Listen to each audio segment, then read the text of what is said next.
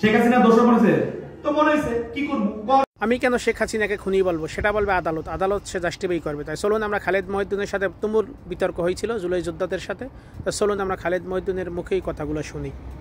আমারে আপনার খুনি মনে হয়েছে, শেখ হাসিনা দোষর মনেছে তো মনে হয়েছে কি করবো। কর দোষর সে সাবেক প্রধানমন্ত্রী না, এটা এথিক্সের মধ্যে আটকাবে।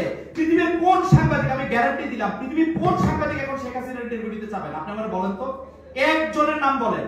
She is the most sort after person এখন ইন্টারভিউ নেওয়ার জন্য, বিকজ তাকে এই প্রশ্নের জবাব দিতে হবে। 1400 খুন সে কথাটাই করবে, আর এই কথা বলার জন্য সোশ্যাল মিডিয়া পুরোটা হয়ে গেল আমি হচ্ছে খারাপ, আমার পাছার চামড়া লাল করে দেওয়া উচিত।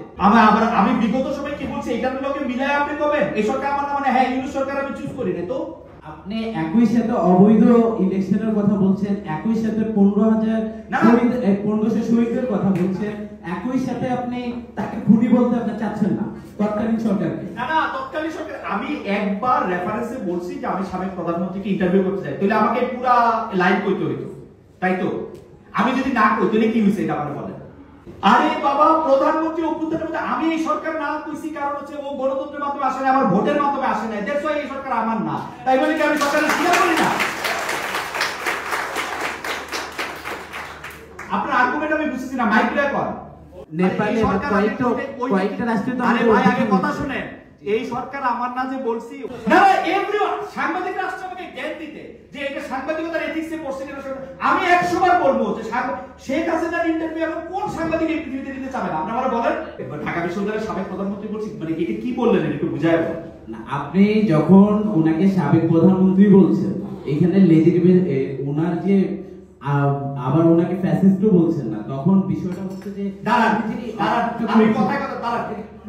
আচ্ছা, উনি সাবেক প্রধানমন্ত্রী না হলে এখন বাংলাদেশের রাষ্ট্রপতি কে? বাংলাদেশের এখন চুপ করে কার দ্বারা অ্যাপয়েন্টেড? জি, বাংলাদেশের রাষ্ট্রপতি কার দ্বারা অ্যাপয়েন্টেড?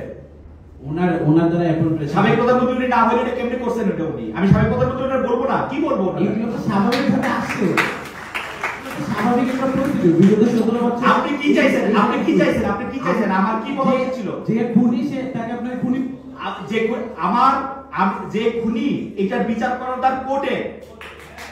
আপনি তো আমি তো একটা লোককে খুনি বলবো, আমি বুঝলাম না। এখন তো বললাম এবং আমি ওই যে 2 ঘন্টার আলোচনায় আমি অনেকবার এই প্রসঙ্গগুলি আসছে। আমি আপনাদের বলি 5 লক্ষ ইন্টারভিউ শেখ হাসিনা ইয়াকে নরমালাইজ করতে পারবে না। আপনি এটা মনে হয় না উনি ইন্ডিয়ায় আসে, ইন্ডিয়ার মধ্যে থেকে যে 1400 মিডিয়া আছে যারা ওর হয়ে প্রচার করে, ওইখানে গিয়ে দেয় না কেন একটা ইন্টারভিউ? ওর ইন্টারভিউ দেওয়ার মুখ আছে? ওরে ইন্টারভিউ দেওয়া মানে ওকে নরমালাইজ করা, এই বুঝছেন আপনারা? আমার মনে হয় এই কথাগুলো যখন আমরা বলি, আনিস আলমগীর বিশিষ্ট সাংবাদিক, গণমাধ্যম আরেকজনের প্রসঙ্গ বললেন না ভাই, আরেকজনের প্রসঙ্গ বললেন না, টু দা পয়েন্ট বলেন না। মানে এতে কি সমস্যাটা কি হয়েছে? এগুলোকে নরমালাইজ করে কি হবে? শেখ হাসিনা এসে বসে উঠবে? আমি তো আপনাদের বললাম 50,000 ইন্টারভিউ দিলে এটা নরমালাইজ হবে না। আরে ভাই, শেখ হাসিনা যখন ক্ষমতায় ছিল মাইকটা দেন না আপনি, এতক্ষণ ধরে রাখছেন কেন ভাই? আপনি আমার কথা শুনেন, এদিকে শোনেন কথা শোনেন। আপনি মাইকটা দেন, অন্যদের প্রশ্ন করতে দেন। এই যে আমার দিকে তাকান।